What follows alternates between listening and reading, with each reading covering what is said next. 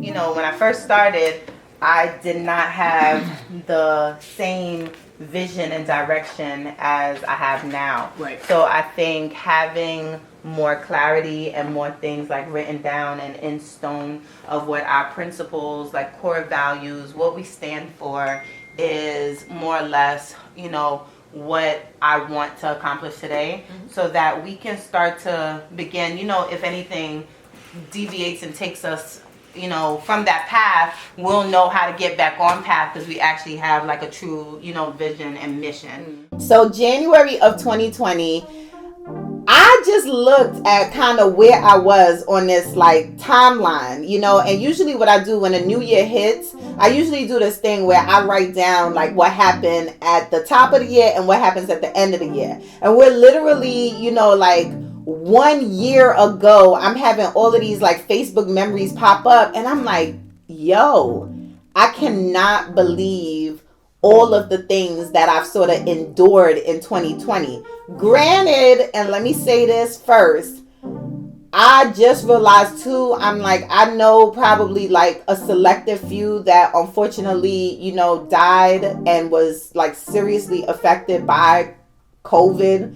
And I know that we're still not healed. We're now going through things and trying to, figure out piecing everything together.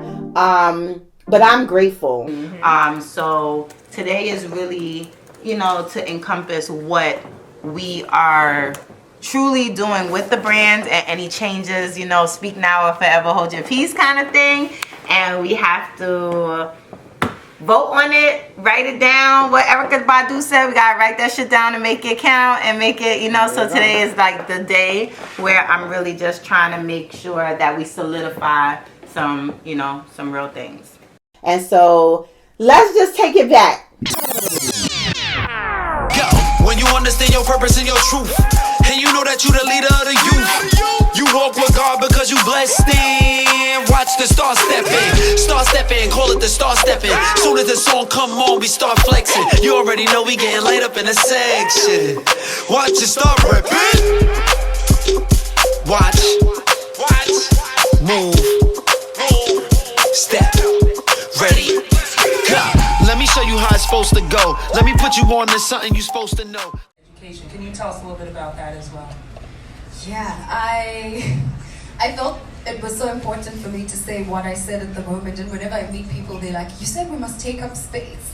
What exactly did you mean?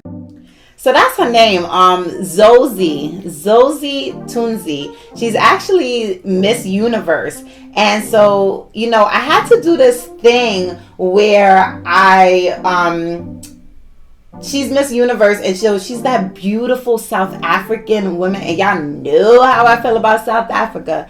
And Bazoma put me in touch with, the whole pageant world. And I did this thing where I gifted them the Queen Don't Be Afraid to Rule Like a King jacket. And so for me, that was like such a big deal because I was like, yo, one of the things that's like on my bucket list is showing at New York Fashion Week. And this was like a little bit of a hint of that. So the fact that I was able to fly to New York. So when Bazoma called me and she was like, Kalilah, and mind you, they bought the jackets, they did all of this. I was like, I have to be at this event in New York City. She is a designer, and she created a jacket that I bought once that I felt had a message that I would love to give to each of you, along with Paula also. So I have a gift for you. You guys can bring it. And the designer. It was just a really big deal. The fact that I was able to meet like Miss Universe and meet like, Miss USA and the women, and, it was just like really such a, it was a really, really big deal for me. And I just knew that it really, now that I think about it, you know how like it feels like a cloud and a storm is coming and you don't know what is happening and what's about to approach? It really felt like that. It felt like there was a big cloud over our heads for January through March, and we weren't even ready for the storm that was about to hit. December 2019. Cases of a mysterious illness are reported in the city of Wuhan in China and connected to one of the city's wet markets. By January, at least 59 people in China have now become ill with what appears to be a mysterious pneumonia. The World Health Organization reports Chinese authorities have identified a completely novel coronavirus as the cause of the illness and sequenced its genome, a crucial step for tracking the outbreak less than a month after the first person fell ill. 11th of January. The first death is recorded. By the 21st of January, 6 people have now passed away after being infected with the new coronavirus. Cases begin to appear in Japan, Thailand, South Korea and Taiwan. Wuhan is put under a strict lockdown by the Chinese government. All travel into and out of the city is prohibited. Researchers in China capture the first electron microscope image of the new coronavirus. On the 25th of January, the first case of coronavirus in Europe is confirmed in France. At the end of the month, the World Health Organization declares a public health emergency of international concern. Let's be serious in using the window of opportunity we have. We shouldn't lose this opportunity. If we lose, we will regret it. It's like shit got real fast. Like people dying, people in the hospital, loved ones. Like, you know, I don't even think, and then we're not even going to talk about the president and the current state at that time of the presidency.